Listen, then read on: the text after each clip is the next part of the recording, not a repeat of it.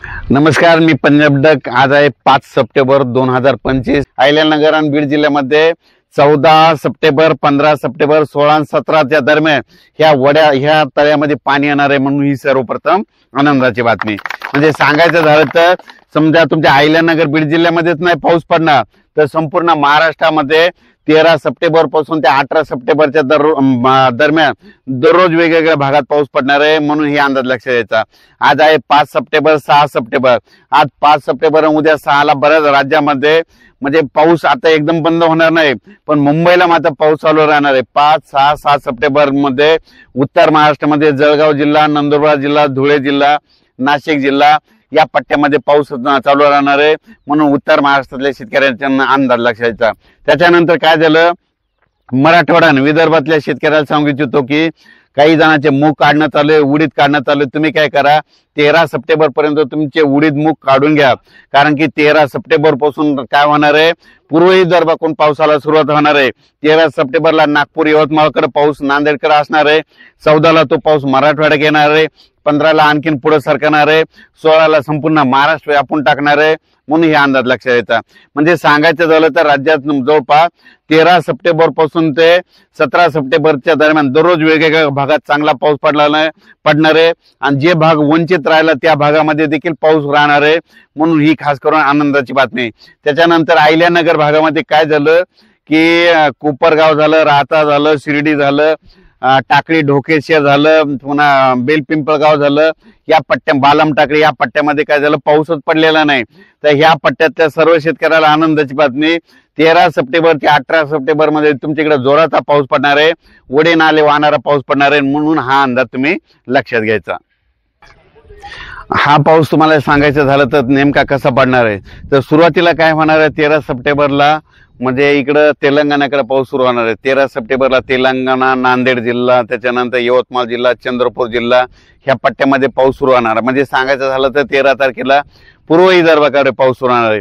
त्याच्यानंतर ते पाऊस काय होणार, 13 सप्टेंबरच्या रात्रीच्याला परत पश्चिमी विदर्भाकडे येणार आहे। मग पश्चिमी विदर्भाकडे तुम्हाला सांगायचं झालं तर अकोला जिल्हा, अमरावती जिल्हा, बुलढाणा जिल्हा, हिंगोली जिल्हा, वाशिम जिल्हा ह्या पट्ट्यामध्ये काय होणार आहे, 13 तारखेच्या रात्रीपासून ते 18 तारखेच्या दरम्यान परत ह्या इकडल्या भागामध्ये पाऊस येणार आहे।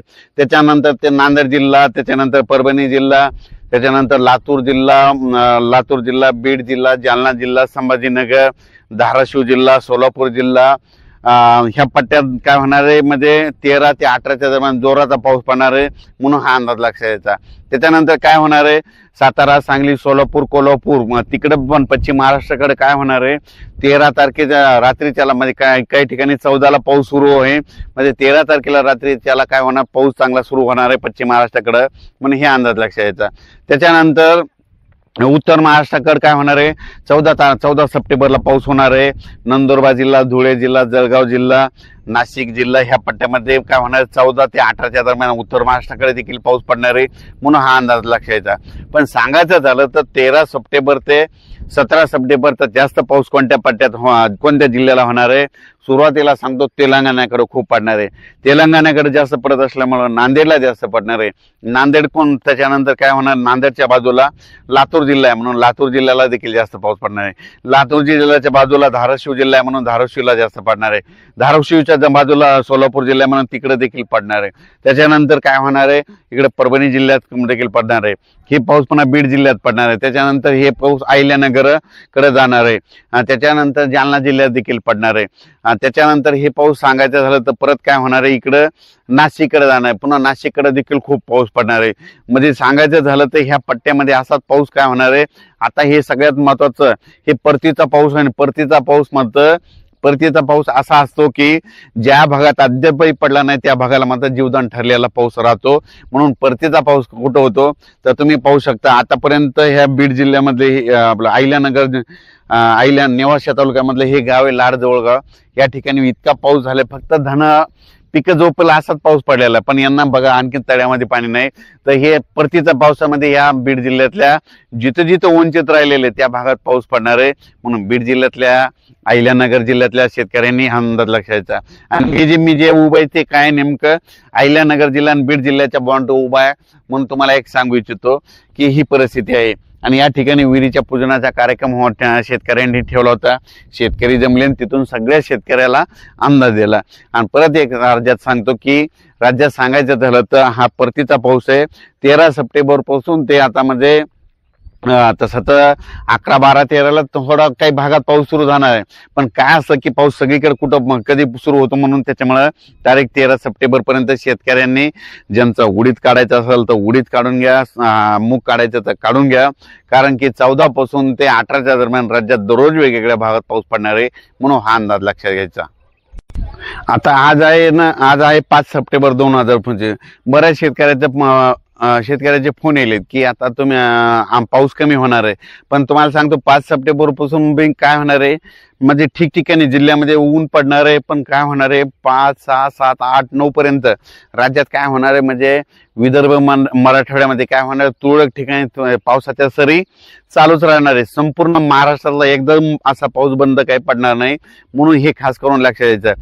विदर्भात देखील तुम्हाला सांगतो पूर्व विदर्भ आणि पश्चिम विदर्भात देखील 5 सप्टेंबर ते 5, 6, 7, 8 सप्टेंबरच्या दरम्यान विखुरलेल्या स्वरूपाचा पाऊस पडणार आहे, म्हणून हे अंदाज लक्षात द्यायचा। आणि त्याच्यानंतर सांगू इच्छितो की मराठवाड्यात देखील 5, 6, 7च्या दरम्यान ऊन पडेल, पण काय होणार स्थानिक वातावरण तयार होऊन सरी येतील, म्हणून हे देखील लक्षात द्यायचं। पण राज्यात मात्र 13 तारखेपर्यंत शेतकऱ्यांनी कामे करून घ्या। 13 सप्टेंबर नंतर राज्यात पुन्हा 14 पासून परतीचा पाऊस सुरू होणार आहे। परतीचा पाऊस राज्यभर धोधो पडणार आहे। परतीच्या पावसामध्ये हा निर्णायक पाऊस राहणार आहे कोणासाठी की ज्या ठिकाणी अद्यापही पाऊस पडला नाही त्या ठिकाणी चांगला पाऊस राहणार आहे, म्हणून हा अंदाज सर्व शेतकऱ्यांनी लक्षात घ्यायचा। आणि सगळ्यांना विनंती आहे की हे पाऊस काय व्हायला, आता महाराष्ट्रभर इतका पाऊस पडला आणि काही ठिकाणी पाऊस कमी पडला, तर माझं म्हणणं आहे भविष्यामध्ये झाडं लावावं लागतील। जितकी झाडं लावली ना तितकं काय होतं रिमझिम पाऊस पडतो। आणि तुम्ही पाहू शकता की या ठिकाणी देखील मग झाडं कोणती लावायचे तर असे लावायचे की आपल्याला कामी येतील, ते आंब्याचे झाडं, सीताफळाचे झाडं, म्हणजे त्याच्यापासून आपलं काही उत्पन्न होऊन। आणि या ठिकाणी झाडं लावलेलं खूप चांगलं वाटलं आणि या ठिकाणून खास करून शेतकऱ्याला अंदाज दिला। धन्यवाद।